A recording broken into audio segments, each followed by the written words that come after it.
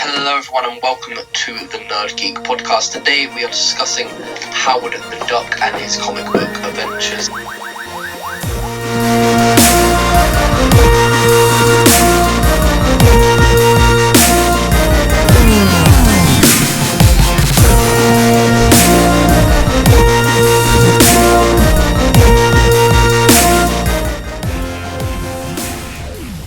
But before we get into it, make sure to like and subscribe to see more NerdGeek podcasts. So, for those of you who do not know who Howard the Duck is, basically, as you can tell, he's a duck. His name's Howard. Pretty obvious from the title. But today we are going to be explaining his origins and some of his first adventures. So, Howard the Duck was created by Steve Gerber at Marvel in 1973. Steve Gerber mainly made horror books for Marvel, but in issue 19 of Adventure into Fear, featuring the Man-Thing, he invented the character Howard the Duck. Now, this was just meant to be a one-off character who would never appear again, but Marvel fans demanded that Howard the Duck should return.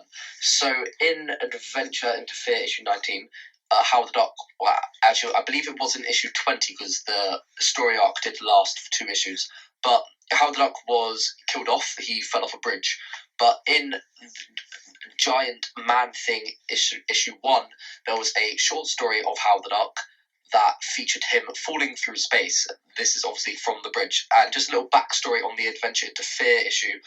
Basically, a bunch of worlds were colliding, so a lot of people were on the Earth when they should have been on their Earth. So obviously Howard came from an Earth where ducks were, at the rank where humans are, and he came to our world.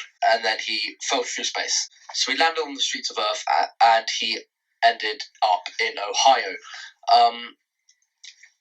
And he sees these 2 boys, and he basically talks to them, and he's confused. And they give him a brief introduction to the world that Howard is now in. So it's kind of I wouldn't say classic, I would say more like typical comic book story. He tries to be the hero because he faces the Man-Frog, which is kind of ironic because it's featured in the Man-Thing issue, but he tries to kill the frog, but because it's this guy who takes his potion and then turns into a frog that's the size of a man.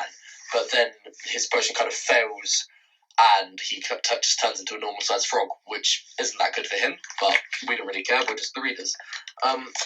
So Howard has a top of a dustbin, or a trash can if you're in America, and a bat, and he's hitting everywhere, but he can't say anything because, he's a duck, he's not that good at self-defense.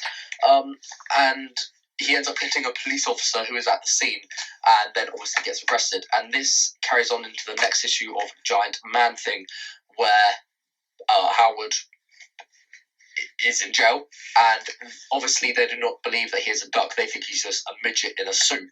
So they try and find where the suit is, but then they realise that it isn't a suit, it's a talking duck, which is pretty crazy.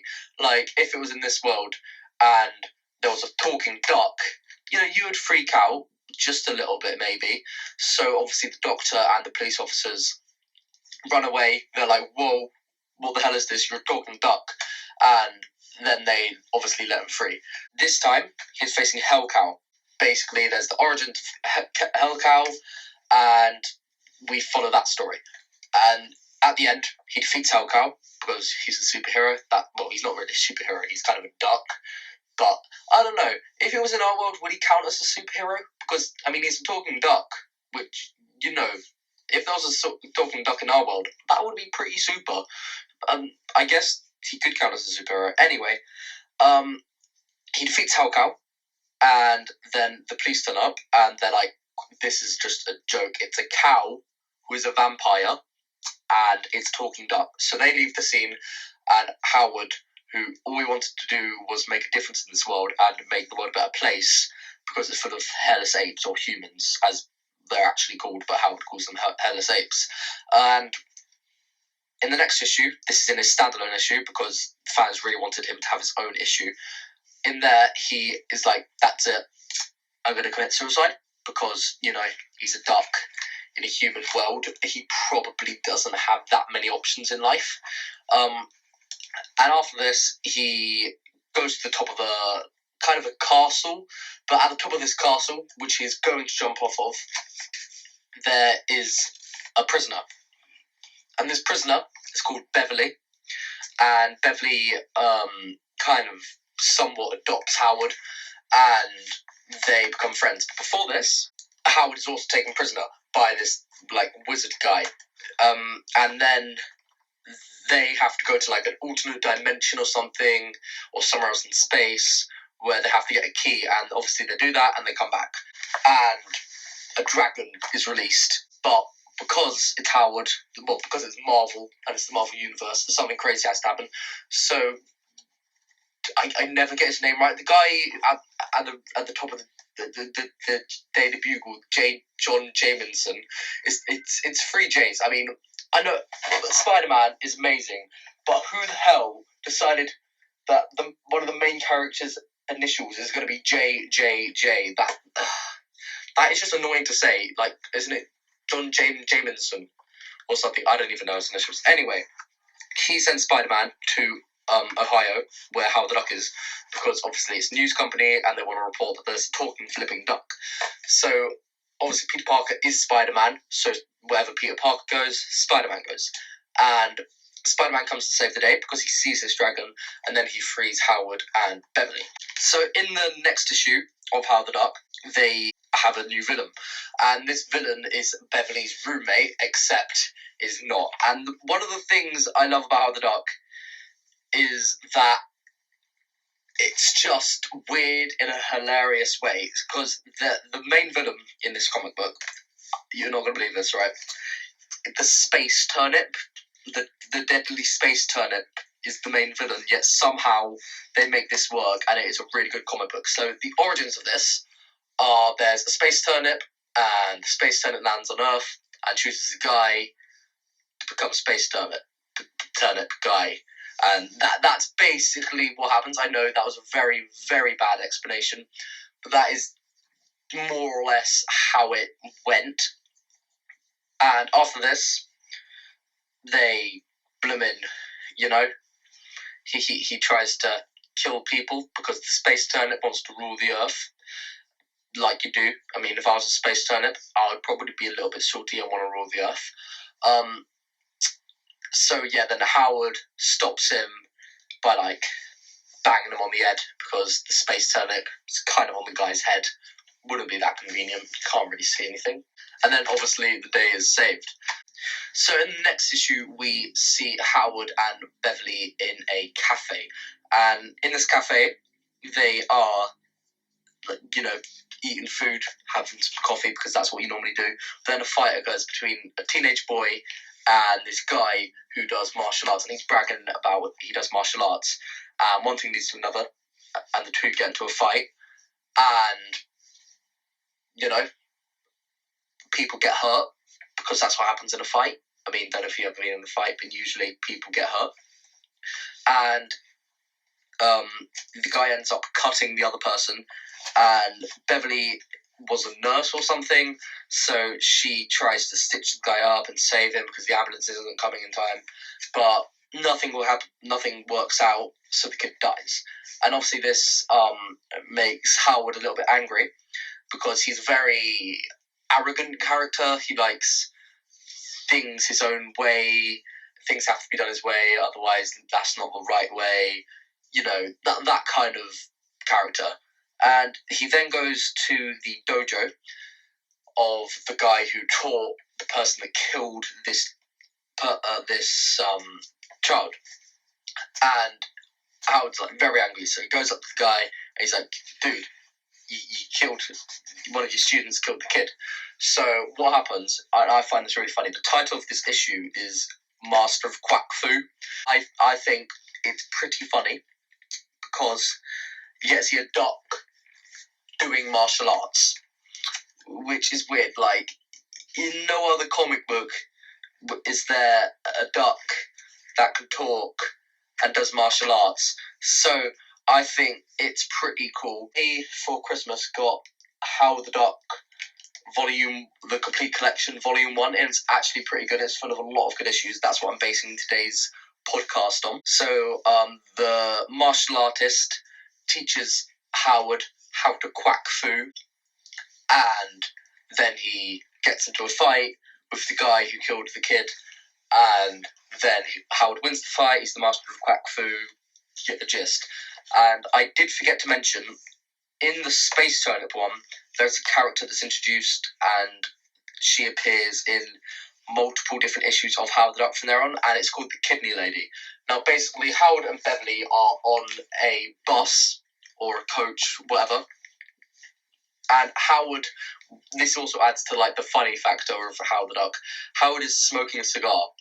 He's a duck. He smokes cigars. It's really weird and funny, and the Kidney Lady is like, dude, that's ruining my kidneys. You're a kidney killer. And this makes the Kidney Lady hate Howard for life. Then, basically, Howard gets kicked off the bus, and the Kidney Lady is gone, but she appears up in later issues. And yeah, it's pretty funny. She's a weird character. So anyway, in the next issue of Howard the Duck, Howard and Beverly have no money. They are broke. So Howard sees an article in the newspaper of, if you can survive a certain amount of rounds with this fighter, then you will get a big sum of money. I think it was like $1,000 or something. So Howard obviously enters this with his new quack fu abilities. I mean, who wouldn't want to have the skills of a quack fuist? He is in the ring, and they try and rig it so the other guy wins. But Howard is better than that, and they get the money, which is cool. And in the next issue, they meet another friend who will appear in later issues. He's their neighbor from above their apartment, and basically he is a sleeping hero. That's the issue of the comic book. Basically, what he does is he does things in his sleep. He's a sleepwalker, so he's banging on the floor, waking Howard and Beverly up and the rest of the apartment up during his sleep. But also, he becomes a superhero at night. And what he does is he just saves people in his sleep, and it's actually pretty cool. Could you imagine if this guy was just in the Avengers? It's just he takes sleeping pills and he's like saving the world while asleep, and he doesn't even know he's doing it. That is a pretty cool superhero, I have to admit. Basically, the main thing I like about Howard the Duck is, with characters like Captain America and Iron Man, and the big guys like Thor, Hulk, etc., they have a path to follow, so the writer follows the path that is laid out for them. But with Howard the Duck, it doesn't matter what is happening. It's just really funny, and anything can happen. You don't know what's going to happen, which makes it really fun and entertaining to read. Because you meet the Kidney Lady, you get enemies like the deadly space turnip.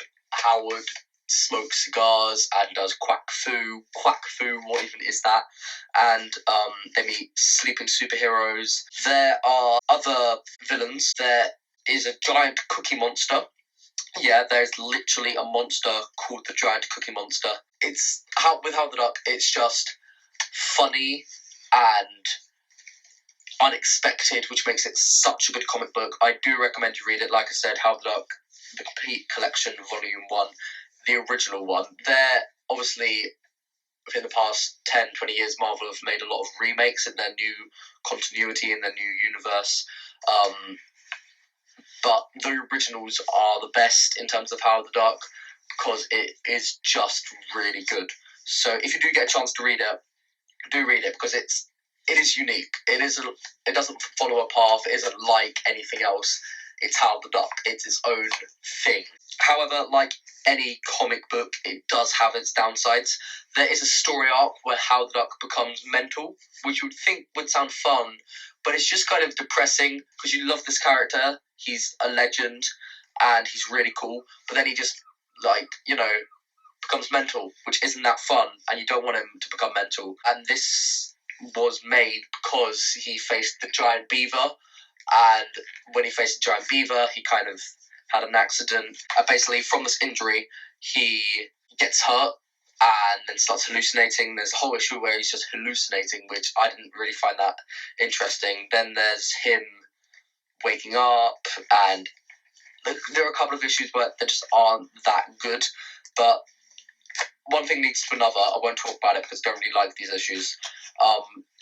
Where he meets someone called Winder, and she basically, I guess you can call it a lisp, basically a bunch of words for her begin with W, so I'm guessing her name was meant to be Linda, but she can't say Linda properly, so she says Winder, and, like, for example, she would say a Rubik's Cube is a Rubik's Cube, because she can't speak properly. He's in a mental asylum with her, and they become friends, and then after they get out, it's kind of like the group is Howard, Beverly, the sleeping guy, I believe his name's Paul, and Winder.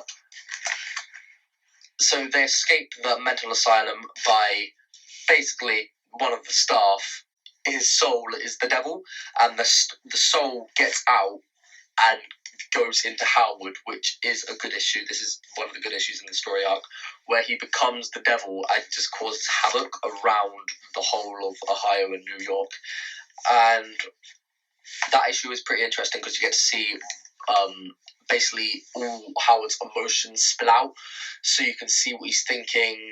And like I was saying earlier, with Howard the Duck, everything is unexpected because there's an issue of the Defenders where Howard the Duck stars in it, and he's basically just helps the Defenders save the day. In this issue of the Defenders, there's like the Valkyrie, Nighthawk, I think, the Hulk, and Doctor Strange.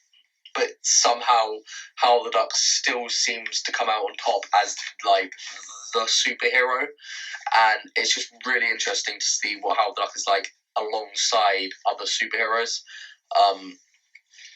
And also that in this, sometimes it's so stupid. It's actually funny because Howard has a couple of issues which are kind of my favourite issues of him running for president, which is just funny, and yeah, it's really good. Like I said, if you get the chance, do read Howard the Duck, because there are some really good issues. Some of the best comic books are Howard the Duck comic books, and Steve Gerber is a really good writer. So, like, do buy the comic books if you get a chance. So that's going to be it for today, guys. Do make sure you like this video so more NerdGeek podcasts can go into your suggestions. Also subscribe and press the little bell thing to make sure that you don't miss an episode. Share this video with your nerdy friends because, this is the NerdGeek podcast. If you're watching this, I'm sure you're a nerd. And, if you have nerdy friends, geeky friends, just show them the podcast. They don't have to like it and stuff. Just, show them they might like it. And again, thanks for watching. I will see you tomorrow with another podcast, and until then, goodbye.